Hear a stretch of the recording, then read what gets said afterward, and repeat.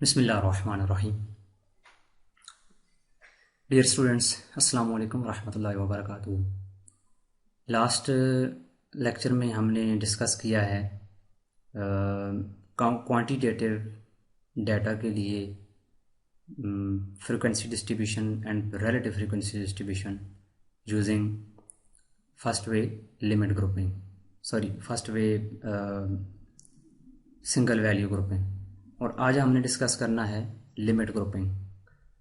तो उसमें हमने ये देखा कि जो सिंगल वैल्यू ग्रुपिंग है वो क्वांटिटेटिव डाटा में जो डिस्क्रीट टाइप का डाटा होगा उसके लिए बनाई जाती है।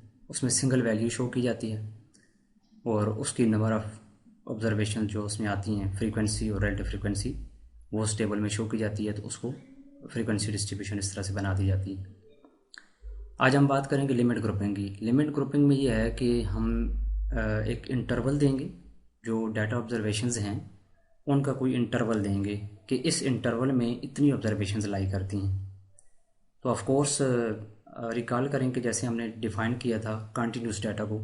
तो कंटिन्यूस डाटा वो होता है जिसमें उसकी ऑब्जर्वेशंस को किसी इंटरवल में लिखा जा सके। जैसे हम एग्जांपल देते हैं, कॉमन एग्जांपल हाइट का डाटा है, वेट का डाटा है, तो हम इसमें इंटरवल दे सकते हैं कि कोई पर्टिकुलर इंडिविजुअल्स हैं, उनकी हाइट बिटवीन 60 टू 80 इंचज़ में है। तो अब ये एक इंटरवल है, तो ये कंटिन्यूस वेरिएबल ये उसका वो हाइट का हो गया।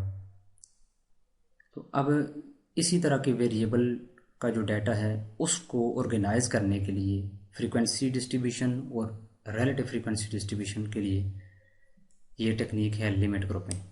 इसमें हमने एक लिमिट डिफ़ाइन करनी होती है कि कितना जो है वो उसमें इंटरवल कितना देंगे, तो उसके बाद उसकी फ्रीक्वेंसी उसमें लिख देंगे इस इंटरवल में इतनी नंबर ऑफ़ ऑब्जर्वेशंस आ रही। इसके लिए एक नई एग्जांपल चूज़ की गई है। ये है days to maturity for short term investments. Short term investments को कितने दिन चाहिए मेच्योर होने के लिए। तो ये एक वेरिएबल है। We need number of days, means variable है number of days for maturity of some investment. तो इस वेरिएबल पर ये डाटा दिया गया है। इसको हम देख लेते हैं कि ये किसको कहाँ से लिया गया है। This data displays the number of days to maturity for 40 short term investments. The data are from Barron's magazine, ये वहाँ से लिया गया है। और 40 डिफरेंट इन्वेस्टमेंट्स हैं, उन के मेच्योर होने के लिए कितने दिन चाहिए, तो वो यहाँ पे कलेक्ट किए गए हैं। जैसे फर्स्ट एक इन्वेस्टमेंट थी, ठीक है, तो उसको देखा गया, उसको 70 डेज जो है लगे हैं मेच्योर होने के लिए। एक दूसरी इन्वेस्टमेंट की गई कहीं, उसके लिए 64 डेज चाहिए थे मेच्योर होने के लिए, एंड सो ऑन। तो ये 40 हमारा सैम्पल साइज़ है और ये डाटा। तो अब इसमें हमने लिमिट ग्रुपिंग यूज़ करनी है और ग्रुपिंग का वो बता दिया गया है कि विद ग्रुपिंग बाय टेंस, तो 10 का इंटरवल हमने रखना है to organize these data into frequency and relative frequency distributions.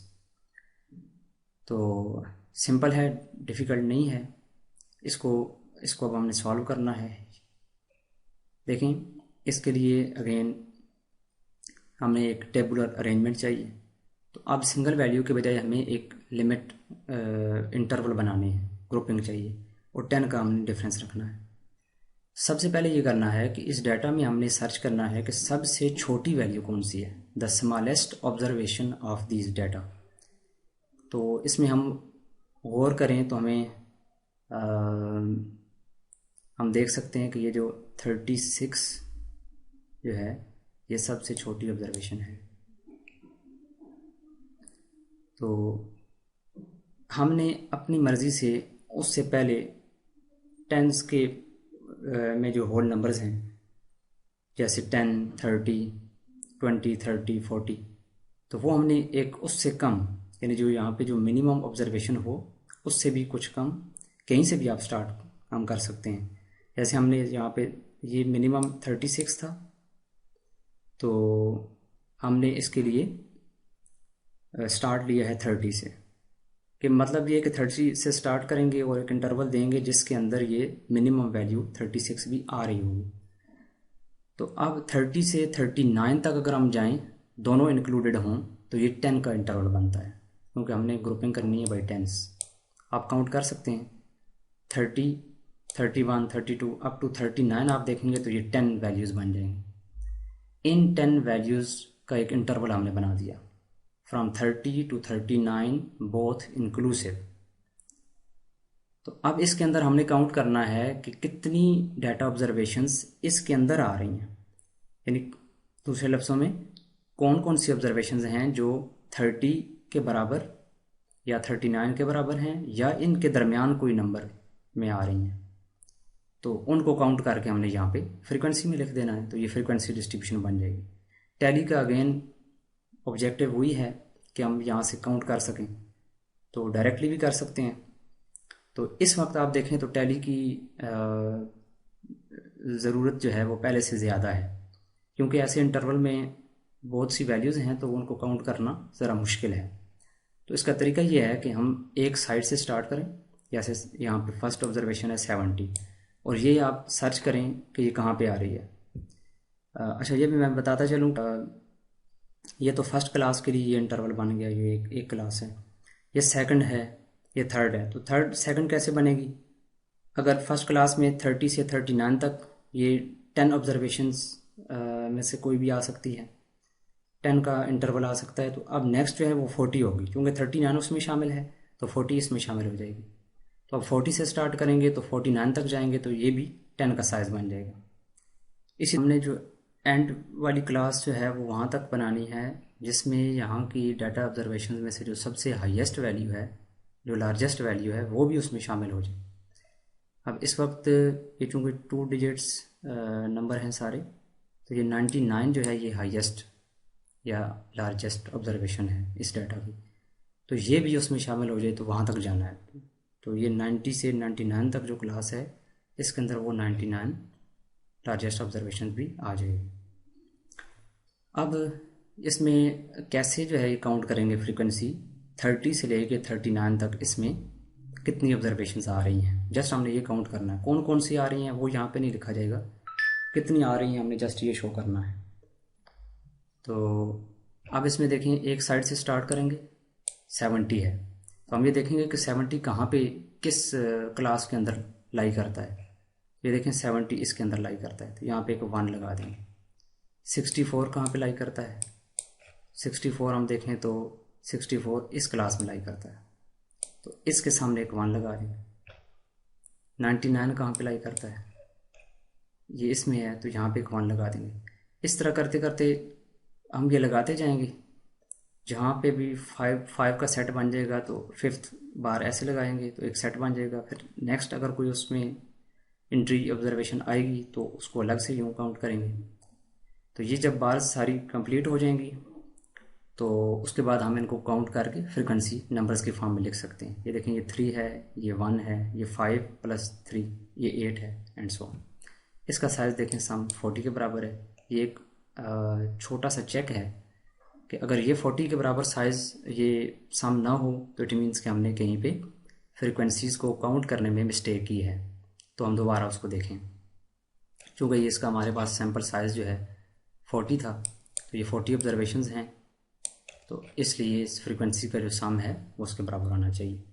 तो यहाँ तक ये बन गई frequency distribution using limit grouping. ये देखिए हमने एक लिमिट ग्रुपिंग बनाई है कि हम ये नहीं कह रहे कि सिंगल वैल्यू जो है वो कितनी बार आई है, हम ये कह रहे हैं कि इस इंटरवल में, ठीक है, 30 से लेके 39 यानी कि number of days to maturity for investments, ये 30 डेज से लेके 39 डेज तक कितने ऐसी इन्वेस्टमेंट्स थी कि जिनको मेच्योर होने के लिए 30 से लेके 39 तक ये डेज चाहिए, तो वो 3 हैं।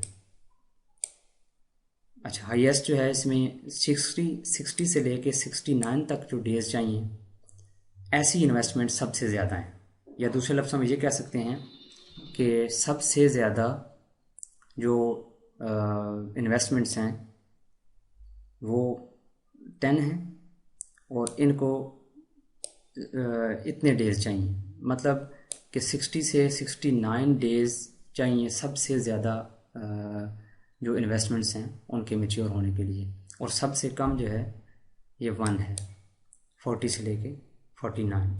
तो बाकी भी इसमें जो इक्वल हैं, जो भी जिस तरह का भी हाईलाइट्स है उसको हम अगर इंटरप्रिटेशन देनी हो तो इस तरह से दे सकते हैं कि जैसे ये 70 से 79 हों या 80 से 89 हों, इनका जो इनमें जो नंबर ऑफ़ इन्वेस्टमेंट्स हैं वो इक्वल हैं, 7 हैं, लाइक दिस। तो रिलेटिव फ्रीक्वेंसी भी बनाने के लिए ऐसे ही है कि इन फ्रीक्वेंसी से हम रिलेटिव फ्रीक्वेंसी बना लेंगे। 3 डिवाइडेड बाई 40 ये आ जाएगा, 1 डिवाइडेड बाई 40 ये आ जाएगा, तो इनका सम 1 के बराबर आ जाएगा। तो ये इसका यूज़ है कि हम इंटरवल में इंटरेस्टेड हैं कि इस वैल्यू से लेके इस वैल्यू तक कितनी ऑब्जर्वेशन डाटा में आ रही हैं। तो परसेंटेज में अगर हम इस पर बात करें तो रिलेटिव फ्रीक्वेंसी को कह सकते हैं कि इतने परसेंट, लाइक ये हाईएस्ट जो है ये 25% जो इन्वेस्टमेंट्स हैं ओवरऑल डाटा में, उनको 60 से 69 तक इस रेंज में डेज चाहिए मेच्योर होने के लिए। तो मतलब हम ये कह सकते हैं कि exactly 25% like 1/4 quarter of the total observations, total investments need 60 to 69 days to mature, to be mature।